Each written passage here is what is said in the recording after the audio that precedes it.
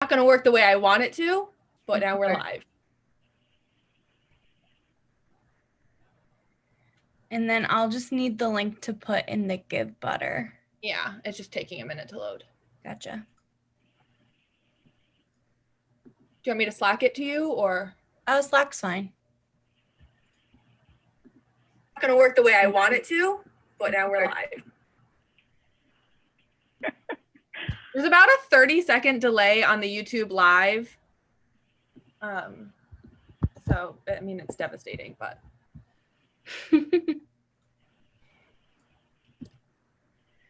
Alrighty, and I'll put it in our Givebutter so all of our wonderful audience members can see us. Very exciting.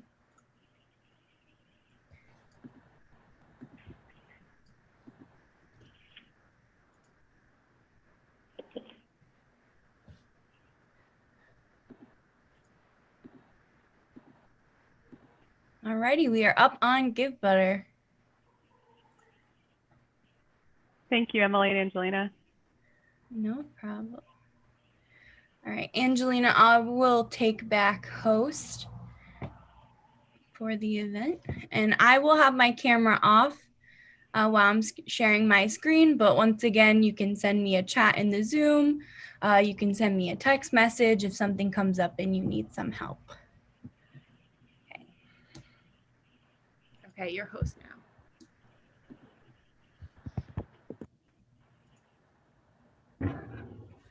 And Senator Whitehouse, I want to make sure your audio is working. Do you want to try saying something? Sure. How am I audible? You were audible. All right. Love that word. Brought to you by Amazon. And then Christina, I think you're the only one that we've not tried audio for yet. If you want to say hello. Hello. Can everyone hear me? Perfect. Yes. No. Alrighty, so I'm gonna have everyone go on mute and I will start our welcome video.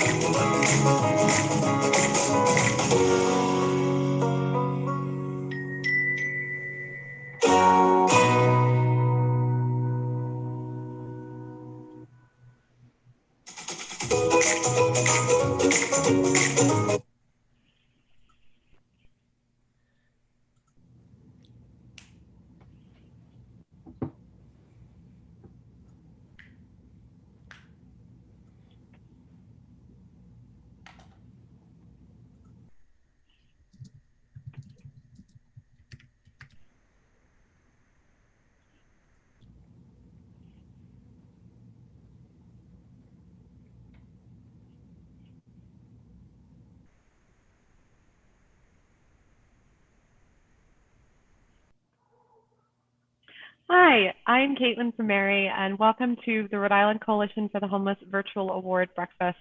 I am so excited to have everyone joining us here today. And to kick off this event in this incredibly, really complicated and hard time, we're actually going to do a song by Shirley Jones. And I want this song, while you're listening, for everyone to just take a moment and think about all of the people that we've lost in this last year, whether it's been due to the pandemic, due to racism, or even something that's unrelated to those things, and honor them and sit with them and listen to the beautiful words of our staff member, Shirley Jones.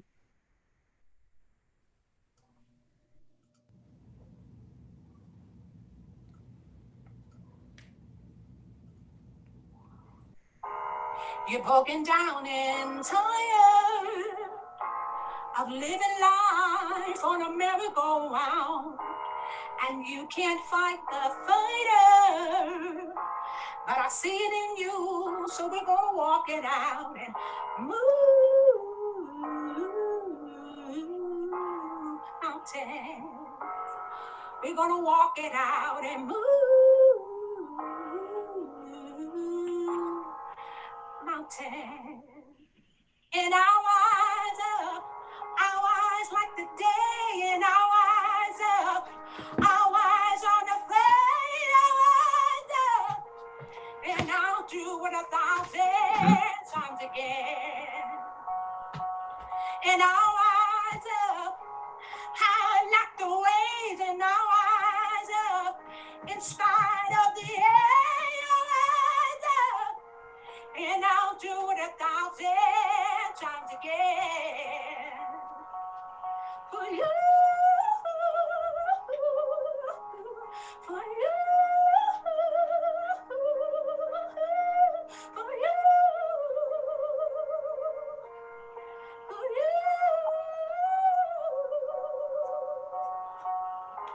When the silence isn't quiet, it feels like it's getting harder to breathe. And I know you feel like dying, but I promise you we'll take the world to its feet and move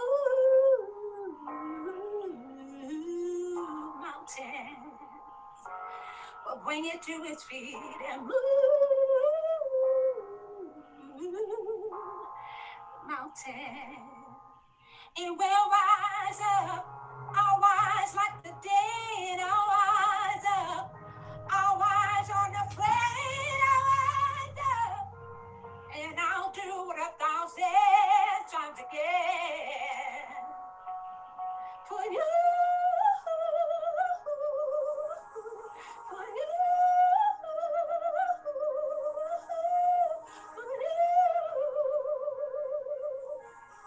for you.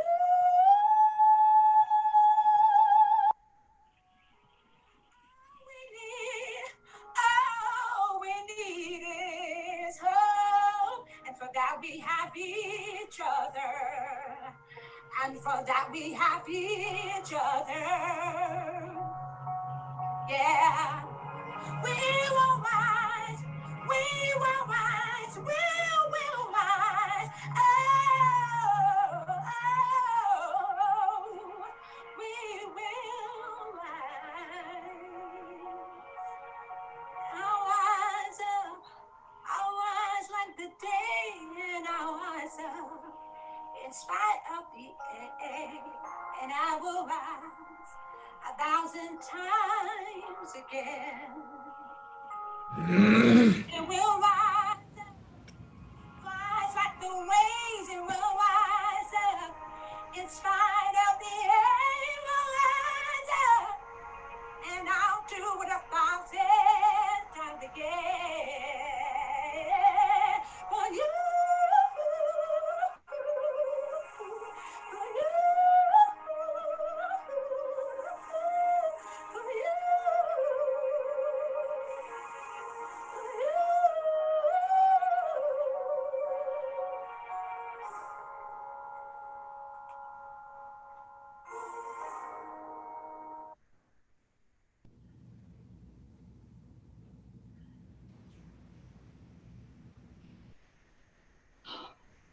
Amen. Good morning, everyone. My name is Cristina Contreras Fox, and I am very fortunate to be your MC today. Thank you so much, Shirley, for that incredible performance. I've been fortunate now to hear you sing a few times, and it always brings tears to my eyes every time. Thank you. Your voice moves and inspires us all. And so thanks everyone for joining us today. I'm going to move us through this excellent breakfast. Now we'll hear a message from our governor, Gina Raimondo. Though I want to take a moment of MC privilege to thank our governor, not only leading us through this unprecedented time of crisis. Huge thank you, especially Governor, for appointing Dr. Nicole Alexander Scott as the head of our health department. But I also want to thank you for putting your values, your housing policy where your values are. We can't end homelessness in Rhode Island without addressing our crisis level housing shortage. And in this year's budget before the General Assembly, the governor introduced critical housing investments, which the coalition proudly supports, including a dedicated funding stream for housing construction and an increased housing infrastructure bond. Much like a house, which needs strong foundation, a housing policy needs a strong foundation too. And that's what these changes will bring. Thank you very much, Governor Raimondo, for your leadership. And now we will hear from the woman herself.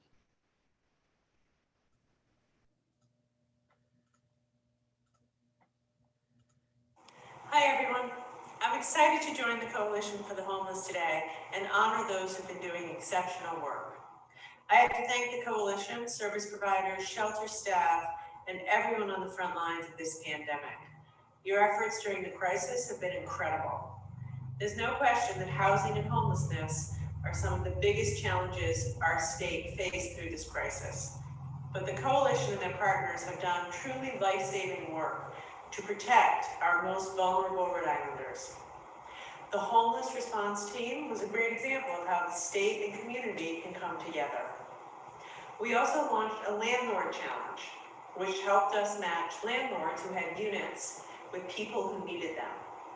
And I'm proud to say we successfully placed more than 75 people into housing through this program. This pandemic has made one thing crystal clear. We need to support making critical investments in housing. Now is the time to take action by voting and by talking to your legislators about fighting homelessness in Rhode Island. Thank you.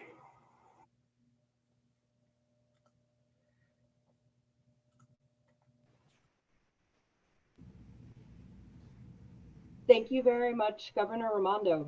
It's a very important message. And now it is my pleasure to introduce our next speaker, U.S. Senator Sheldon Whitehouse. Thank you, Christina. It's great to be with everyone. Thank you for inviting me to join you for the Coalition for the Homeless Awards breakfast. Your work has been particularly important and valuable through the dangerous pandemic that we have weathered. It has made every aspect of your work more complex, more difficult, and more challenging. As we're starting to see an uptick in positives, it's also important that we all really renew our commitment to making sure we're following the rules of wearing the mask, washing the hands, and keeping our distance. I'm delighted to join the governor, who's shown such great leadership through this crisis, and the members of our terrific delegation today. But I really just want to thank all of you for your work. The challenge of homelessness has so many overlays with healthcare, with mental health, with addiction, with law enforcement, with housing availability, with basic conditions of economic justice and the social determinants of well-being. And you navigate successfully in that complex space to help people in the most important way, making sure that they're safe and have a place to go. So I'm just very, very grateful to you. I want to particularly extend my appreciation to the award recipients who are being recognized today. This is quite a time to be doing this work, and it's a heck of a time to be singled out for recognition. So congratulations to all of you. Let me also pay a particular thank you to my colleague in the Senate, our senior senator, Jack Reed. As many of you know, Jack has been an advocate for housing all of his years in the Senate. I think he's won every single housing award that there is in Washington, D.C. They may have to go back and give him seconds on some because he's been so amazing. He and Senator Sherrod Brown are the two senators that we all in the delegation look to for leadership on housing issues. So a particular thank you to Jack for all of his work here. Thank you, and God bless you for the great work you're doing.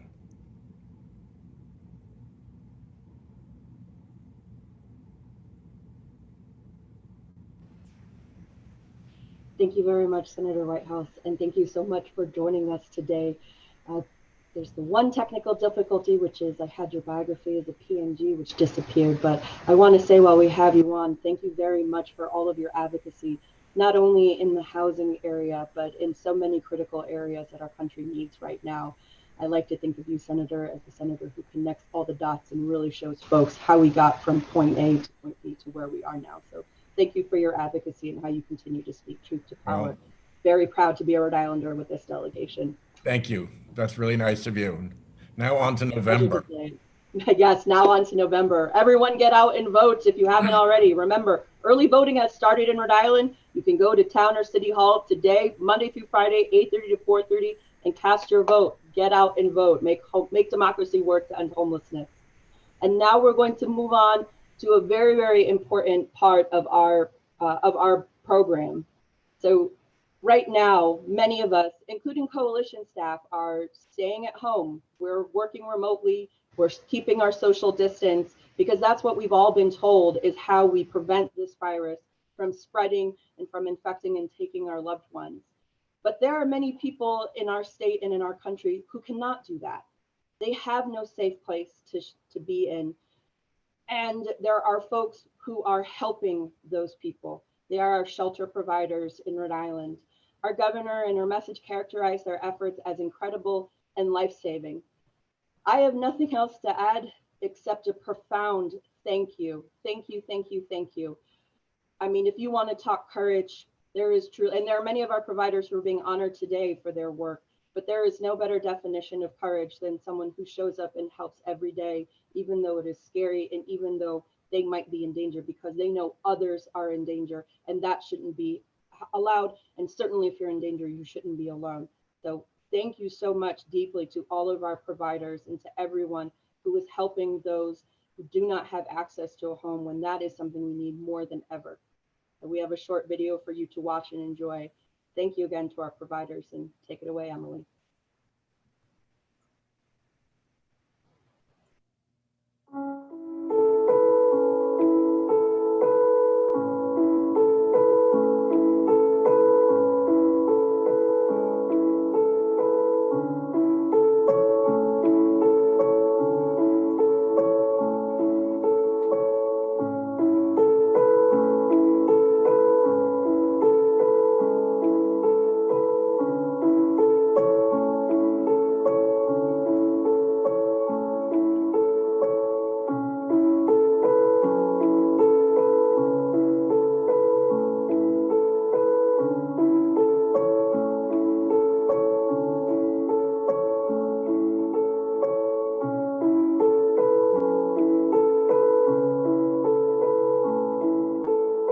I think that people don't realize as a woman to be homeless, it's scary. And you are completely open to many elements and different things.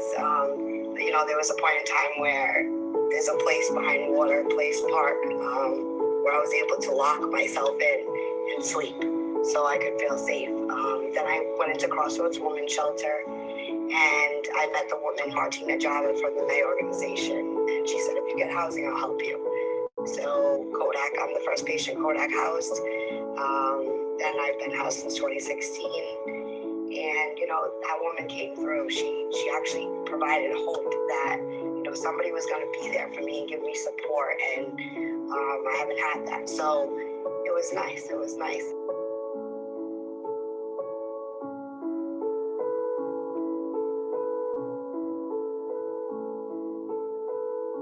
Hi, this is Amy Ferguson from the Rhode Island Coalition for the Homeless. Thank you to all shelter staff and service providers who have worked tirelessly to ensure safety and well-being of our constituents throughout the pandemic.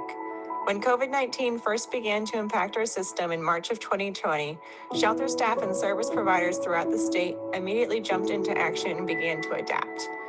Because of these dedicated organizations and their staff, many of our constituents were able to seek shelter in safe environments during the height of the pandemic. Thanks to the care of shelter staff and their strict safety protocols, congregate settings proved to be safe for constituents, avoiding major outbreaks throughout the response. We would like to take a moment to thank each and every one of you for your hard work and dedication. Our system would not have made this much progress during such a difficult time without you. We thank you.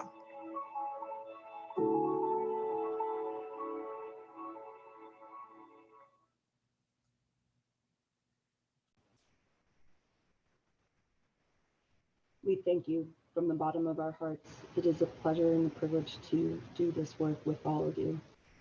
And now we're going to learn about what is happening in our world right now. What is the state of homelessness? It is my pleasure to introduce our Executive Director and fearless leader, Caitlin Frumeri, who will give her address, the 2020 State of Homelessness. Caitlin. Thank you so much. And now I get to practice with the technology. So I am excited to present to you the state of homelessness in Rhode Island. And, you know, really, as I reflect back on this year, I think this is the image that really works best. It has been a challenging year, full of violence in our streets, in, you know, systemic racism that's existed for a long time, but is certainly really prevalent now more than ever, and in loss of lives with the pandemic. And a lot of what I'm going to talk about today is how troubled we are in the homeless system. But before that, I did want to share some good things, start off with some good things. So these are some things that have been good over the last year.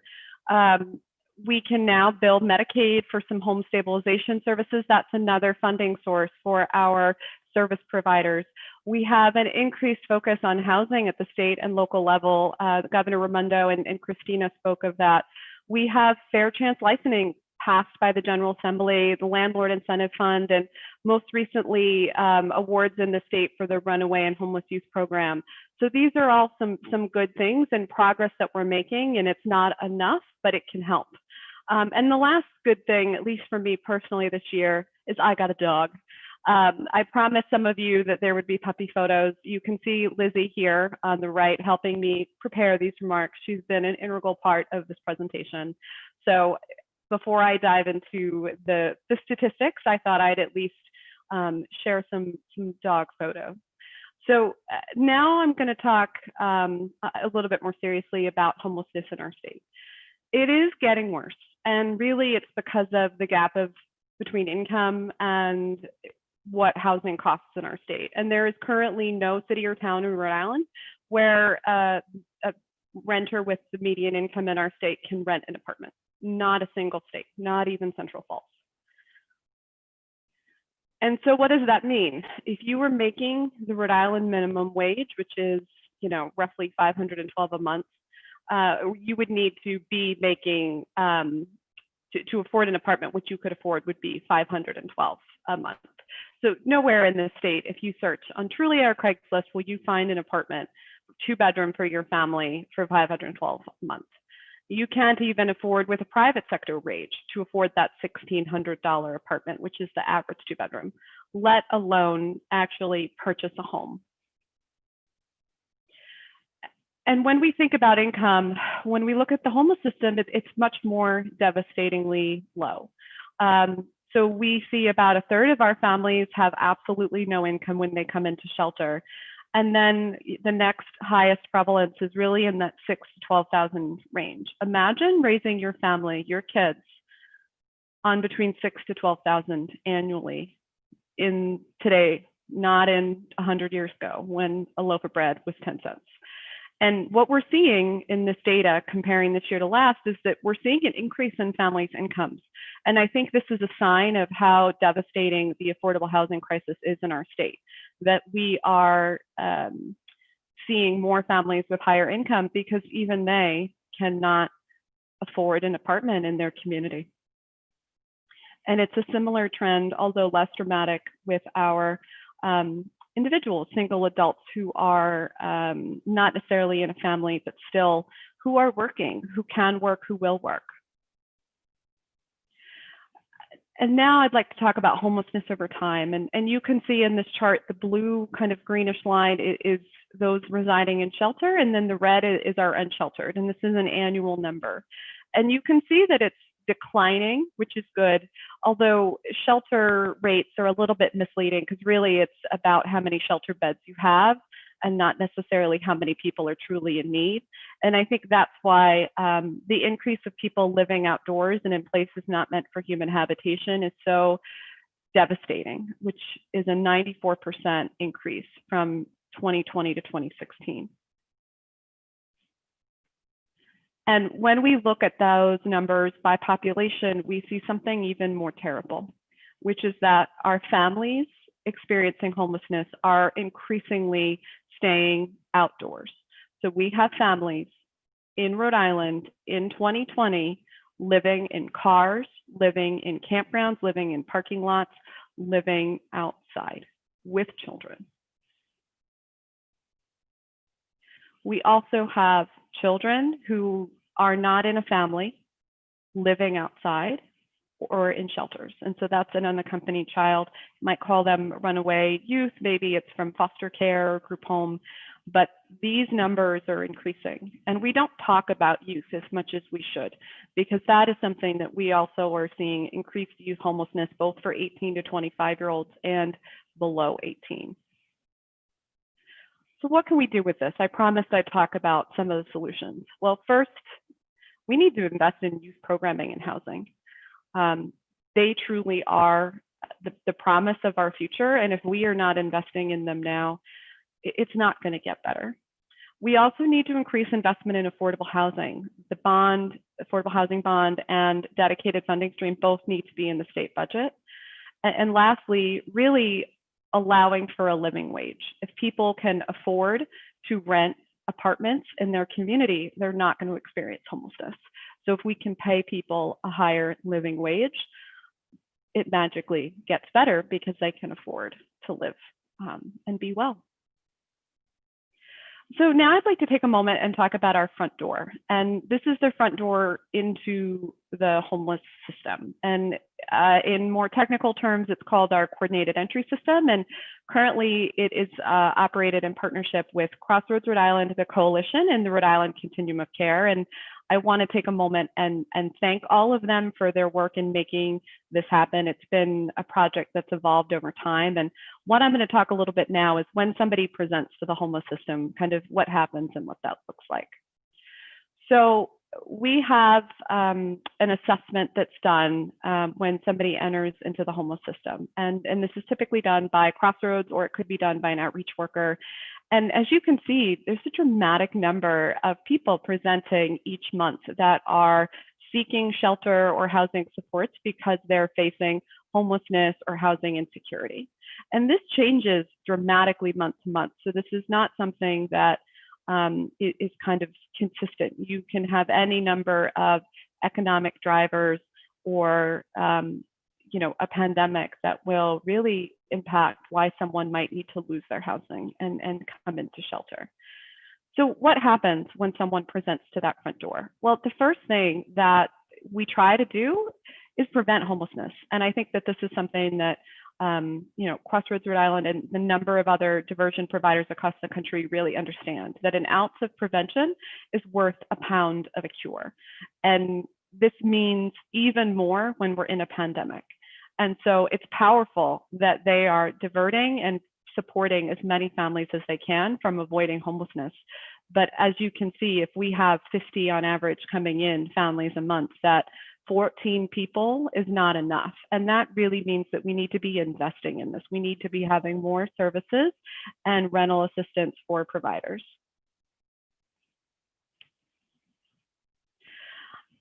Some people aren't able to avoid shelter entry and do need to come in. And this is another area where there just isn't enough support resources. And so you'll see that people presenting to shelter sometimes have to wait. Families may wait 15 days or more youth may wait 6 days. Veterans who have served our country may wait 5 or more days. And imagine waiting in colder months. You may be outside or just in a place that isn't safe. And when we're in a pandemic, this is even more challenging. So what can we do about this? Well, we need to increase the availability of emergency housing. And that is housing, whether it's a shelter or rental assistance, where people can immediately move and not have to be staying outdoors. And we need to increase and prioritize programs that prevent homelessness. So that's diversion, legal representation, rental assistance. And we also need to continue the eviction and foreclosure moratoriums that can help stem the tide during this pandemic. And now I'm going to talk about the impact of COVID-19. I know that it's impacted us all, but it's really dramatically affected the homeless system. And first, I just want to talk about kind of age and risk factors for COVID.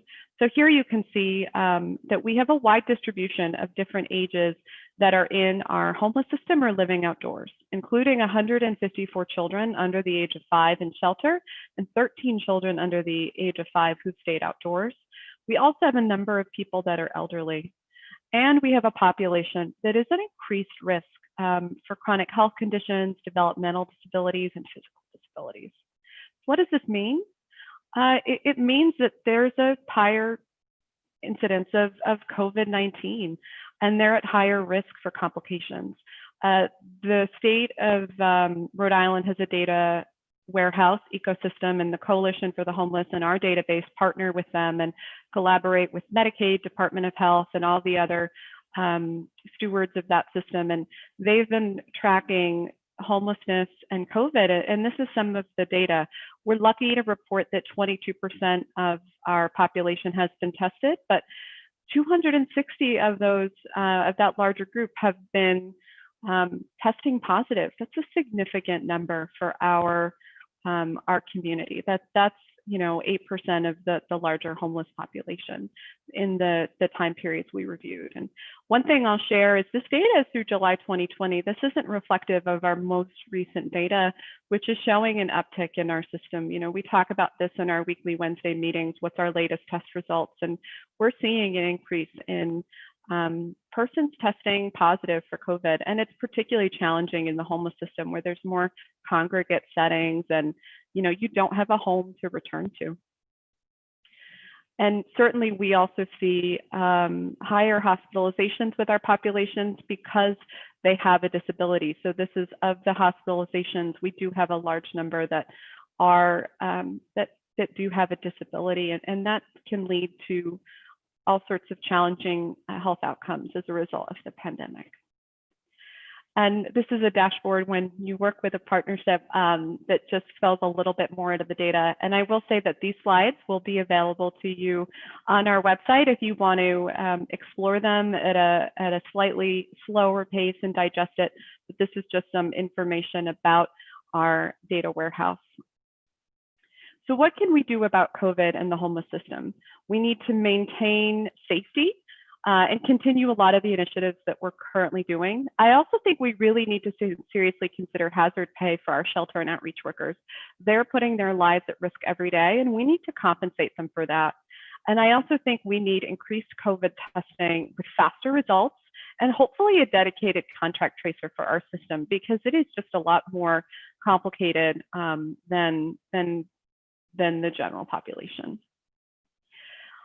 And as we've reflected on this last year, I would be remiss if I didn't talk about the racial and ethnic disparities that exist within our system. We see that Black, Indigenous, and persons of other community of persons of color are disproportionately impacted. So we can see here that you are having a higher representation of Black and African Americans who are living on the street as opposed to our Rhode Island general population. And it's even more insidious when we look at those numbers for families. That is a dramatically different representation from what we see in our population versus our families who are living on the streets, who are majority of whom Black and African American, at least in this last year. We also see disparities when it comes to ethnicity. We have a higher percentage in really every level of our homeless system of families who identify as Hispanic. And these are really insidious examples of the systemic racism that has existed in our communities for a long time. So what can we do about this? We need to dramatically increase affordable housing and investment in these communities. We need to pass legislation that removes barriers to housing and decriminalize homelessness, and make sure that persons of color are at the center of all of this work and informing it and engaged and meaningfully engaged.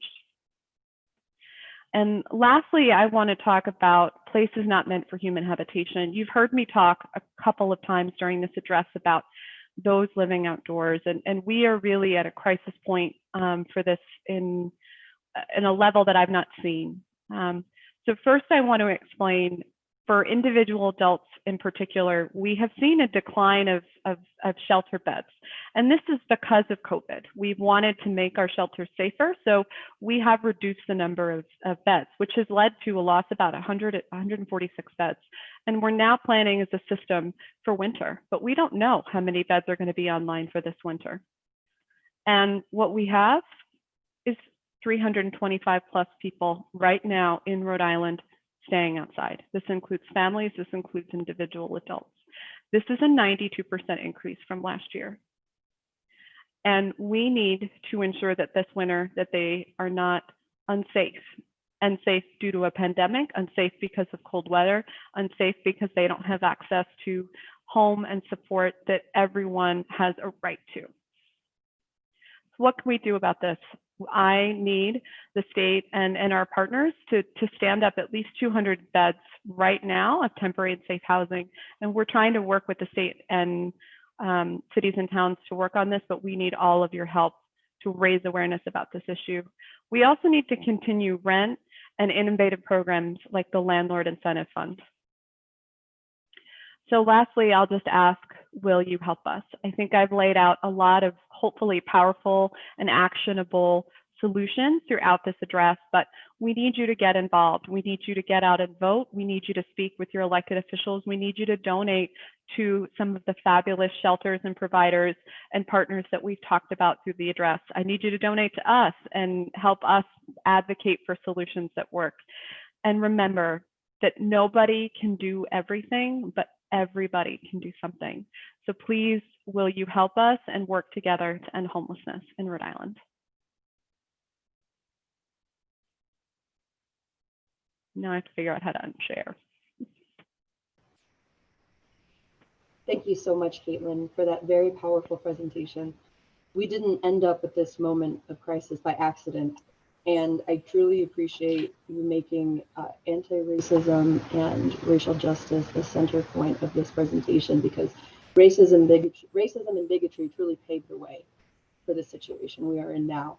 And in this united space right here, all of us together and all of the people who we talk to when we are organizing in our own communities, in this united space exists the power to change that. And together we take steps forward every day. And with that, I'm very pleased to introduce another critical partner in this work, Dominic Delmonico. Dominic Delmonico represents Tufts Health Plan as Executive Director for Rhode Island Medicaid. He leads the company's development of strategic initiatives to support its Rhode Island community engagement, to support its Rhode Island Medicaid product, focusing on key provider partnerships and pursuing broad-based community engagement initiatives. He previously served as Senior Vice President at Care New England. Most recently, he worked at Conduit Xerox. He is a Senior Research Fellow for the Health Education and Research Trust, was named an American Hospital Association Transformation Fellow, and received the Founders Medal of Honor from the Healthcare Financial Management Association. He received his MBA and BS from Bryant University. Bryant University, I'm a Smithfield girl myself. Go Bulldogs. Dominic, thank you very much for being with us today. Very excited to hear you speak. Well, thank you very much, Christina. And I can simplify all that by saying my responsibility at Tufts is our Medicaid program in Rhode Island, which I'm very happy about. And I would just say that our support for the coalition is really based in our mission. And our mission is to improve the health and wellness of the diverse communities that we serve. So a very appropriate mission for the times especially. And as such, we're very, very happy to help honor the courageous individuals and organizations who support the homeless challenge during these very uncertain times. The dedication of the folks that we'll honor today is a true inspiration. And it's all of you coming together that really shows us the meaning of community. We are the largest Medicaid managed care plan in New England. And as that, we support many of the local nonprofits to combat homelessness, food insecurity, and access to health care. Most recently, we've contributed to organizations such as the Coalition, One Neighborhood Builder, Children's Friend, Boys and Girls Club of Providence, the Elisha Project, and Family Service of Rhode Island, as well as many more. And currently, we're focusing our efforts in Central Falls, where the virus is most acute, the positivity rate is among the highest, and we're working in collaboration with the local providers and community-based organizations to see what we can do there. Just in closing, another sincere thank you to all of you, especially those who are being honored today for this very important cause, and we'll continue to work with the Coalition to support the efforts to reduce homelessness in Rhode Island. So thank you very much, Christina.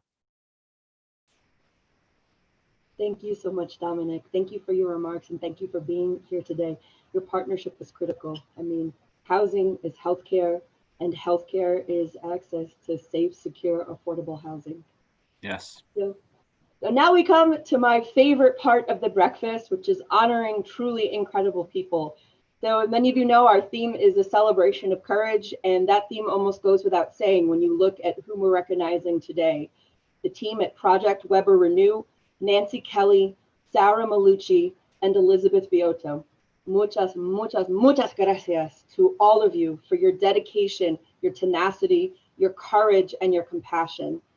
Thank you for working tirelessly to help our fellow Rhode Islanders, and thank you for working so hard to ultimately end and prevent homelessness in the Ocean State.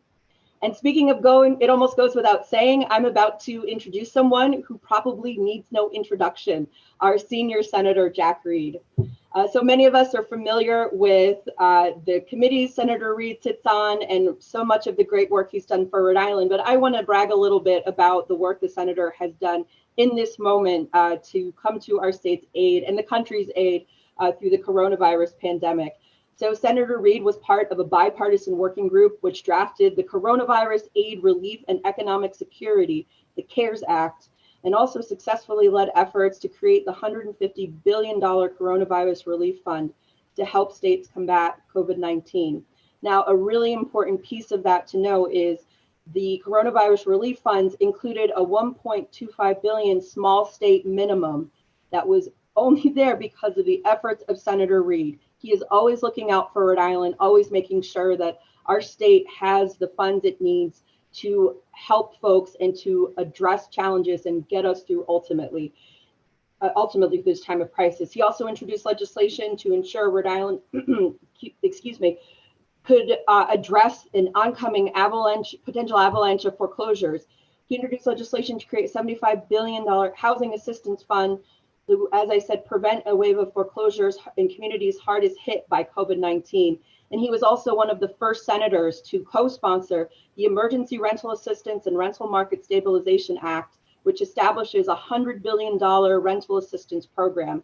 And I will say too, our entire federal delegation sponsored this bill, co-sponsored this bill. So yes, Rhode Island, and thank you to everybody who called and made their voices heard, letting our delegation know how important this piece of legislation was. Advocacy works. So to put it simply, Senator Reed gets it. And we are so thrilled to have him as our senior senator and a partner in this work. And we are so thrilled to have you with us today, presenting the award, which is very aptly named after you. So Senator Reed, love to hear you speak. Well, thank you very much, Christina, for that very, very kind introduction. I also want to thank Caitlin and the Rhode Island Coalition for the Homelessness, who do so much for Rhode Island and set an example for the nation. I want to acknowledge my colleagues in government who are also tenacious fighters for housing, affordable housing in Rhode Island, Governor Raimondo, Senator Whitehouse, Congressman Langevin, Congressman Cicilline, thank you. And let me also recognize the honorees, Sarah Malucci, Nancy Kelly, Project Weber Renew, for their awards, well deserved. Thank you very, very much. But today it's my honor to present the Jack Reed Advocacy Award to Rhode Island Housing's Elizabeth Biota. Elizabeth just joined us in 2017, but in a short period of time, she's made a remarkable contribution to the efforts to end homelessness in Rhode Island. She's been at the Continuum of Care as the planner. She has already earned the trust, admiration, and respect of colleagues throughout the state, and she's done the hard work of helping Rhode Island's homeless population. Those who nominated you for this award had the following to say: Elizabeth is fiercely committed to ending homelessness and has incredible knowledge of the system and evidence-based practices to help move forward our work. She has displayed this knowledge in her role as planner for the Continuum of Care and has shown leadership and commitment throughout the pandemic as the state is learning to navigate the new normal. She has brought new partners to the Continuum of Care so that those we serve have more access and those who are historically underserved have a home, a voice, and an advocate. Everything the Continuum of Care does well can be traced back to Elizabeth. High praise indeed, and well deserved. Also, in this time of COVID, it's especially important that Elizabeth's efforts have been so amazing and so productive, because we all recognize that probably the best protection from this disease is having a safe home to retire to and with your family. And she's been trying to do that. So on behalf of the Rhode Island Coalition for the Homeless and countless Rhode Islanders you've helped, it is my honor to present this year's Jack Reed Advocacy Award to Elizabeth Biota. Congratulations, Elizabeth.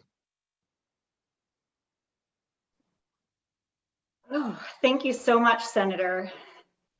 To be selected as the recipient of the Senator Reed Award is humbling because it is named after you, a national leader who has worked tirelessly to create policies and funding streams that help the most vulnerable community members. I am incredibly honored to accept this award from the Coalition and to be recognized by partners from across our state. And to the other awardees today, these fierce women, to be among you is an honor.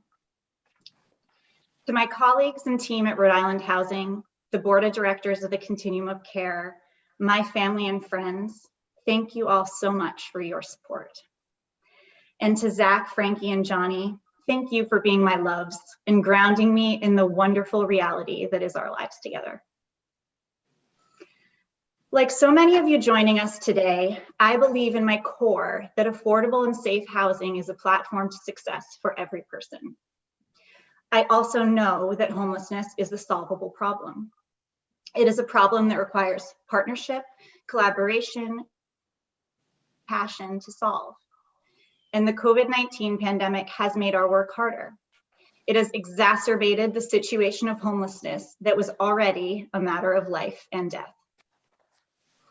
However, COVID has also shone a light on how effective our state leaders, housing partners, and advocates can be by working in partnership. I am so proud of the work we have accomplished by working together towards solutions to both COVID and homelessness. We know the solution to homelessness is housing. It's quite simple, but the simplicity of the solution does not make it simple to implement. And I am keenly aware that my work is not possible without a strong network of partners in all facets of our response. So today, while we're celebrating progress made in spite of this terrible pandemic, I share this award with all of my partners, and I hope you see it as much as a validation of your work as mine. It is a privilege to work every day towards a solution that I care so deeply about. And I look forward to working alongside so many of you as we continue to help Rhode Islanders move through these difficult times towards a brighter future. Thank you.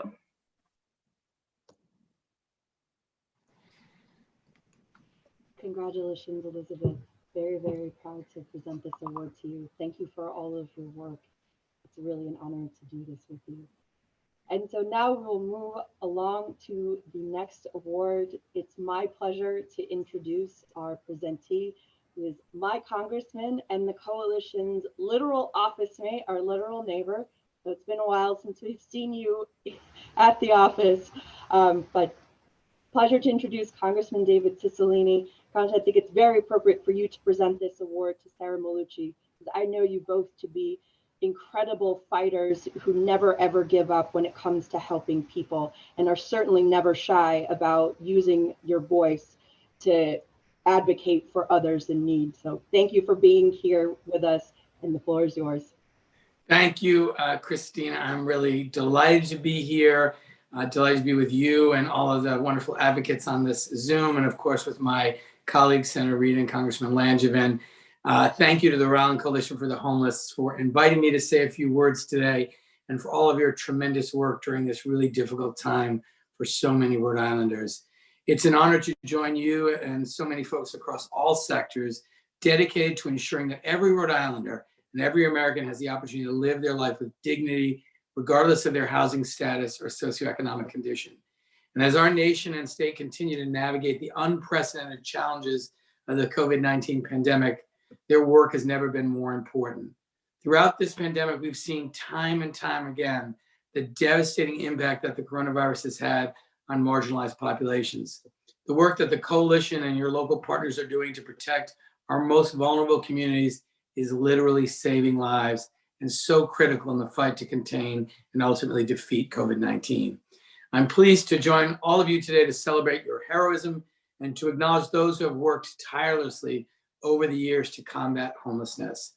The Sister Carol McGovern Memorial Award is given each year to a person who has spent the last 5 years dedicated to fighting homelessness.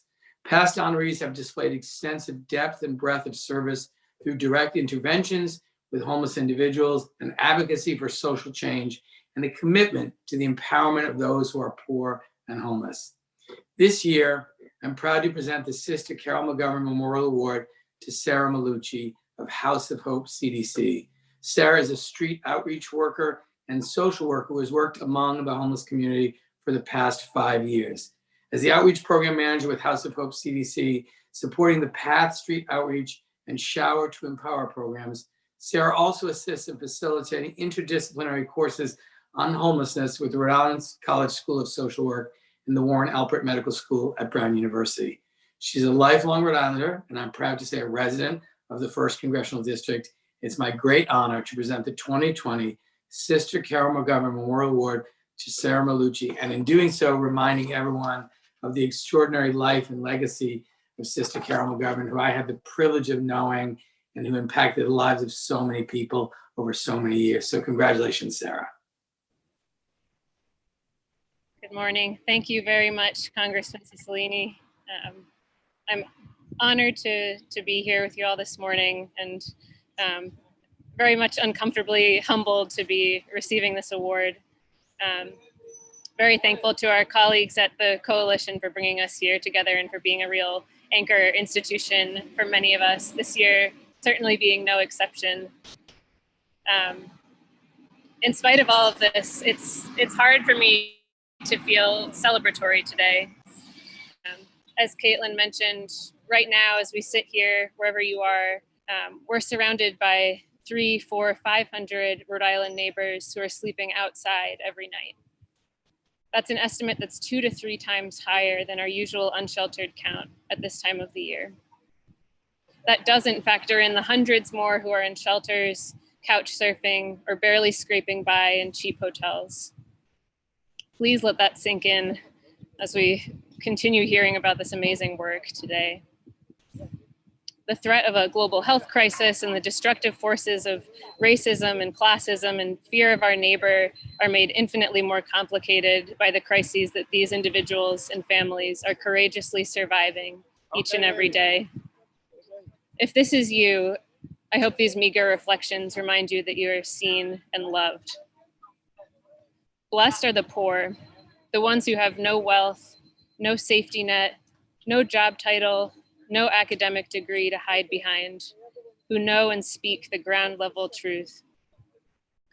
Blessed are those who mourn, who don't have the choice or who don't settle to turn their eyes away from the brokenness in our communities, who've lost friends and family to racial and economic injustice, and who grieve this stuff because it's in their faces every day, and who don't have the privilege to ignore it. Blessed are the meek and the merciful, the ones who profusely thank us for our services when they deserve so much better, who generously forgive and courageously try again when our communities and systems make promises that they don't keep, who get marked with stigmatizing labels and diagnoses to explain away their plight, when in fact it's the systems that we have to position ourselves to defend that often inflict the worst trauma and pain. And blessed are the ones who fight for justice, particularly those who fight without power and position and privilege, who fight instead for themselves and for their friends, who show radical hospitality even when life gets messy, and who are determined peacemakers and not just peacekeepers, who long for home and for health and for peace. And I long with hope for the day when our folks, our neighbors experiencing homelessness, receive the true love and hospitality and provision that they deserve. We're not there yet. Their voices are the ones we should be listening attentively to today. They are the courageous ones. We have a lot more work to do. Thank you all for being here and for being amazing colleagues in this work.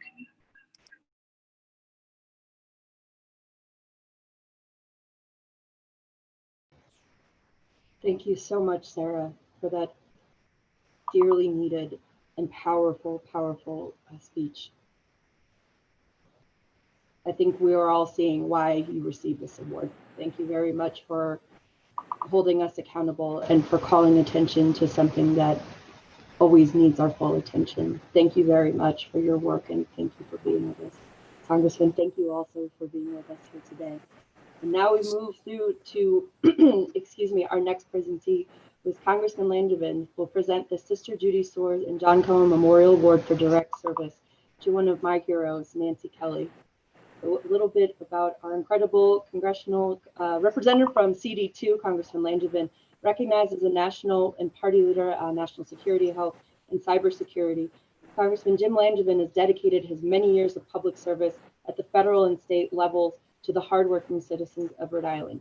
Now, I'm a former CD2 constituent, and every time I reached out to the congressman's office, they always engaged and asked, how can we help? And now that I'm reaching out as policy analyst for the Coalition for the Homeless, that has not changed either. Every time we reach out, the answer is, how can we help? What do you need? And that's also something that, Congressman, you share with the awardee, Nancy Kelly. Nancy is someone whom anyone can go to and say, I need help, and she will say, how can I help you? So Congressman Langevin, thank you very much for being with us here today, and the floor is yours.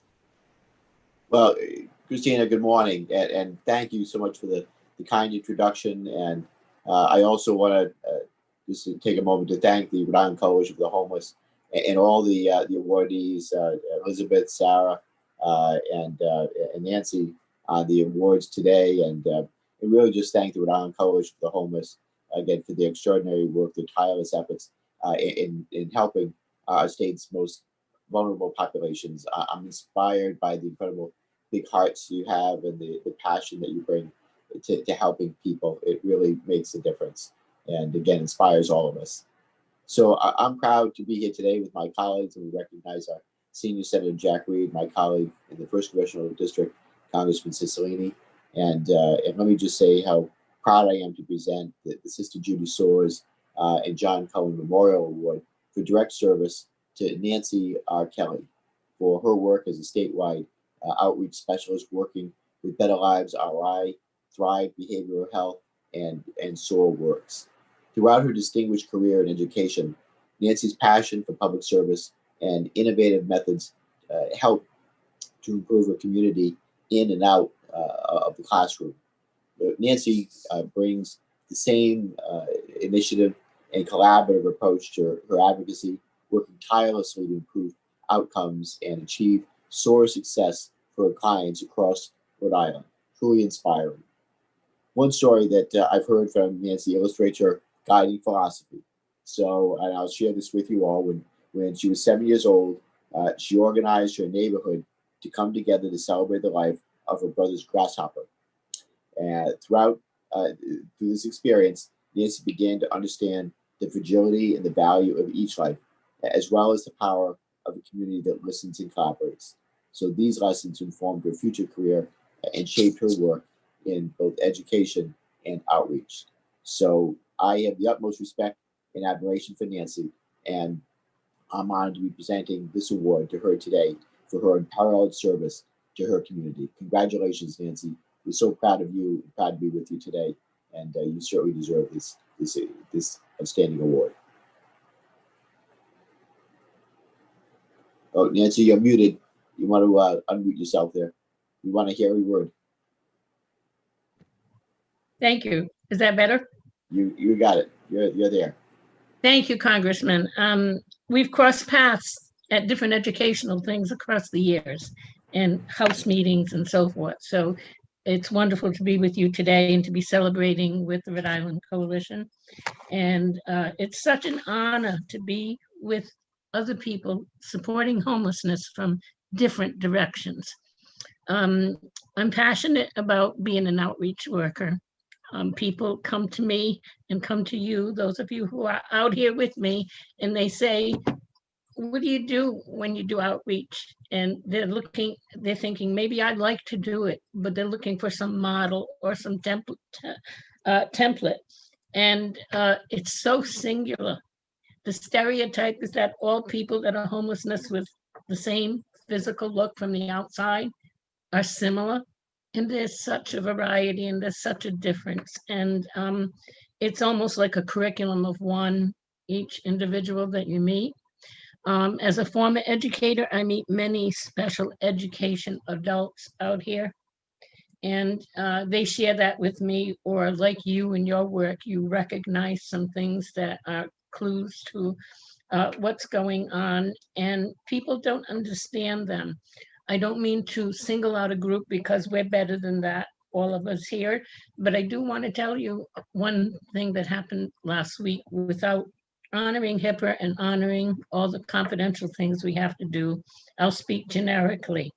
So you meet someone and in 1 minute, the person tells you pieces of 6 stories, trying to tell you so fast all the things that happen in an entire life.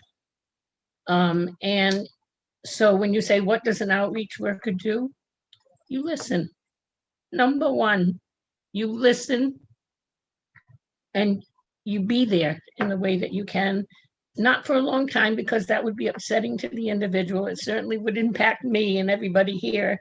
And so you make a structure instantly, and you have to find out what is it of all the structures that we have, the system structures, and the outreach in the woods under the bridge, non-systemic ones. Caitlin May did this as good as anybody I've ever known. She worked on that shower to power truck that you see behind Sarah there. And she taught me so much. So today I am honored to accept this award with everyone in Rhode Island who does outreach. It's too big an award for one person or for one agency. It's networking, and I want to advocate for all of us triaging like they do in the hospital. It isn't enough to be a great agency. It isn't enough to be an effective outreach worker. It isn't enough to finally have the money or the coins to make something work in a given direction. The money makes us, not me, not you particularly, but it makes us competitive. Everybody's grant writing all the time because we're trying to advocate for the people that we need to help. And so we need to collaborate, and competition and collaboration are at like magnets, like iron filings at the end of a pole, even though we love and respect each other. So I'm proposing, who am I? I'm making a humble proposal that we all work together. And I'll give you some quick examples. Andrea Smith is, I'm not going to say she runs Help the Homeless. She has a board of directors and she does what she can. But she has this porch. Shh, don't tell anybody where it is. This porch has been at the center of my outreach for 5 years, 6 years anyway. Look at Sarah nodding and some of you. And that porch is a central vital artery for a lot of things that go on in outreach work. Someone calls me. Andrea doesn't work directly with clients so much. At meal sites, she might do some quick interfacing, but it goes from Andrea to an outreach worker and back to the client again. And so I might get a request, and I don't have, honestly, with 15 years of outreach, 5 years of working with Andrea, Help the Homeless, I might not have a clue how I'm going to solve that problem. My friend Will Lawler, an outreach worker with House of Hope right now, he said, Nancy, sometimes there just are no answers for the night. He said, you know, you can't do it in that minute, you can't do it in that hour, but you can listen. They are so lonely. They're lonely. So I'm going to say, this sounds pie in the sky crazy. If I was where you are and not where I am, I would say, this is a crazy idea, Nancy, don't say it. I sorted it. We need more outreach workers out there. And just like we didn't particularly want more shelters, we wanted people to have housing first, that we don't just want outreach workers out there doing the work and the money doing that, or the volunteerism being assigned to that. But you need it in the meantime. They are so lonely, and the hope, the lack of hope is an important thing. So one of the first things I do as an outreach worker is I find out what their need is. That's what I'm listening. What is your number one need? And you and I may know that's not the need that's going to get them to housing. It's not the need that's going to get them to mental health services. But I have to start where they are. All good outreach workers, we're going to start where they are and go to the next step. And so I got to hear that and maybe hear it once and say it back in a way that they know I heard it. It doesn't cost any money. We could have many more outreach workers out there. So as people come to you or to me and they say, I want to volunteer to do outreach, how do you do that? We have outreach standards, Rhode Island RIHAB, Rhode Island Homeless Advocacy Project. Thank you, Bill Chamberlain. Thank you, Barbara Freitas. Thank you for the first Monday of every month at the coalition, where we all get together like this and talk about what actually is going on out there. And so after I listen and I get that need, if I can do it generically at an outreach meeting, that's where I take it. And this is what I'm proposing. We need triaging. We need one person or two working on the housing, not just one agency, one program. We need somebody working on the medical. We have medical people going out into outreach, into camps. And it's the first step. It's not the only step. It's a beginning step. So I think we need more of us out there. And I want to go back to Andrea's porch. So a client says something to me. I call Andrea. Andrea talks to her board or whatever. The board members talk to each other. And it's decided that we can have that particular thing. Maybe we can have it that night or the next day. So Andrea, would you put it on your porch? And she does. If you saw how small, how tiny that porch is. And it's just amazing. And so I go there and I want the particular item. She said I could get to the client and I don't recognize it. And Andrea's so logical and linear. And this is why she gets so much done so well. And let's say I asked for size 11.5 or 10.5 boots. You would think I would recognize that right away. But there's 6 pairs of boots there. They came from all over Rhode Island, people donating. And so Will would call her, another outreach worker, or Sarah.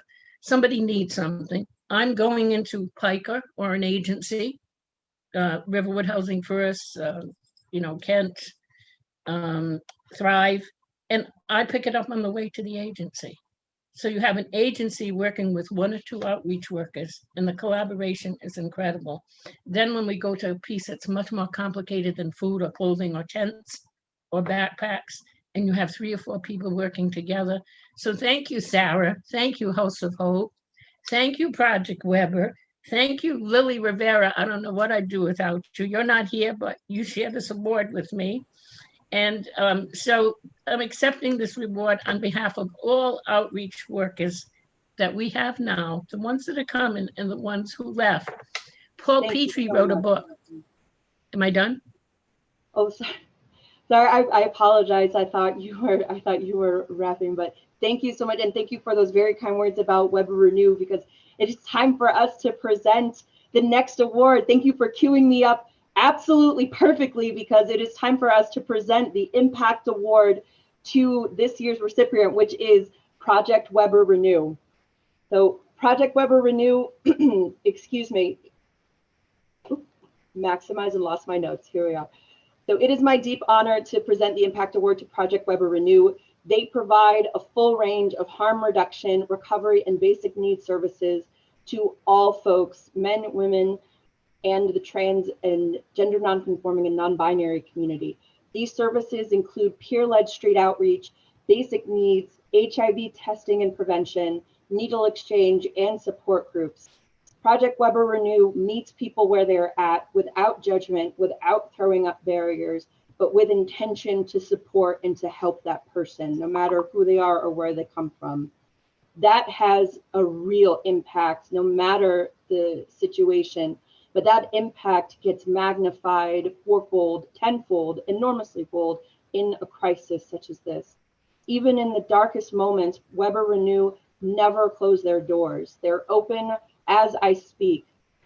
Thank you so much, Colleen, to you and your entire team for everything that you do to help our fellow Rhode Islanders.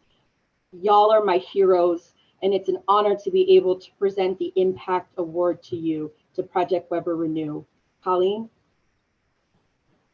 Thank you so much, Christina. And thank you so much, Nancy, for sort of referencing Lily, because we're nothing without our staff. Our staff are incredible, and I accept this award completely on their behalf. So on behalf of the board and our extraordinary staff, thank you so much to the dedicated folks at the Rhode Island Coalition for the Homeless for this enormous honor, and congratulations to our incredible fellow nominees. My name is Colleen Daly-Doy. I'm the Executive Director of Project Weber Renew. For those of you who don't know who we are, our mission is to provide culturally competent, peer-based harm reduction and recovery services to high-risk people, including folks who use drugs, sex workers of all gender identities, and those who are justice involved, through street outreach and at our 3 drop-in centers in Providence and Pawtucket. So, like Sarah and so many others mentioned, in the beginning of COVID, people were being told to wash their hands and to stay inside their homes, when the majority of the folks that we serve, 85% in fact, do not have a stable place to call home or to wash their hands. Telemedicine was being touted as reducing barriers to mental health services, but many of those that we serve do not even have phones. Before COVID, much of our time on street outreach was spent letting people know that they were not alone and hugging them when they shared good news. And now during outreach, the hugs are gone. The time spent has to be brief. So our staff kept saying that all of the messages that they were hearing to fight COVID conflicted with what they had been practicing with our clients for so many years. And we've shared with our clients that the opposite of addiction is not sobriety, it is connectedness. So we had to find new ways to be there for the people that we serve through yet another danger that disproportionately impacts them. But during this difficult time, we also realized that many of the qualities that had enabled both of our staff and our clients to survive overdoses and enter recovery, to go from homeless to housed, to address their HIV and become undetectable, had in fact prepared them to be creative and resilient in the face of COVID-19. Our staff, like many of you and many of you watching, remained in the community to meet the needs of our clients bravely and with boundless energy. The value of an organization which uses a peer-based model is that we are essentially working hand in hand with our clients to come up with creative solutions, even when we can't physically hold hands. So we recognize that the crisis of homelessness can seem overwhelming and intractable as COVID-19, but I have no doubt in the passion and determination of this community to meet this challenge head on with energy and with love. So thank you again for this honor. We are so grateful to fight alongside you in this fight.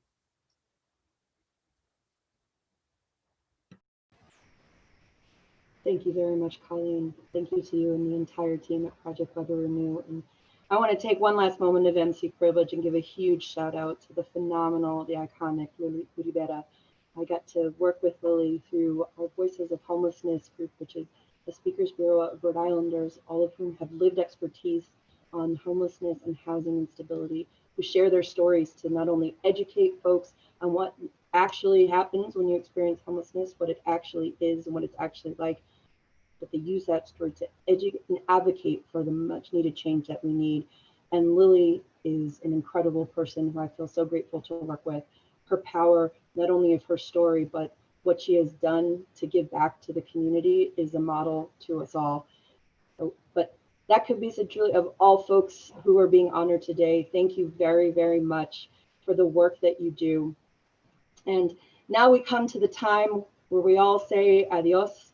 I'm going to do one more strong pitch. If you haven't yet, please, and you can, please, giving a generous donation to the Rhode Island Coalition for the Homeless. Your support helps us be able to do this work and to expand out, and there is so much work that needs to be done. Excuse me.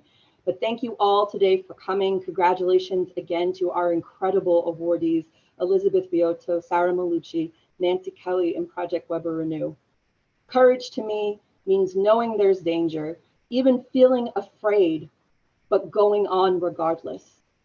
And keeping your courage burning right now is so important. And it can be so hard. It can feel almost impossible. But keep your courage lit. Keep your light on, because your light and your fire is keeping someone else lit. And remember though, it's not just what you can do for others, but if you are part of a movement, you never go alone.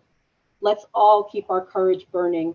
Let's all look to the incredible examples that our awardees have set and feel inspired and continue to move forward, no matter the danger, no matter if we feel afraid, because what matters most is ending and preventing homelessness, helping our fellow Rhode Islanders, and making so Rhode Island is a place where all of us can live the lives we want to live in safe, secure homes with our families. That's what we're here for. Thank you everybody again for joining. Huge shout out to my team at the Coalition for the Homeless, especially our development coordinator, Emily Zamaki, for putting this incredible event together. I wish we could have all been together in Warwick, but times being as they are, we find a way to make it happen. But thank you everybody. Congratulations again to our awardees. Thank you to our presenters, and have a great afternoon. Remember, never let your light go out. You are never alone. And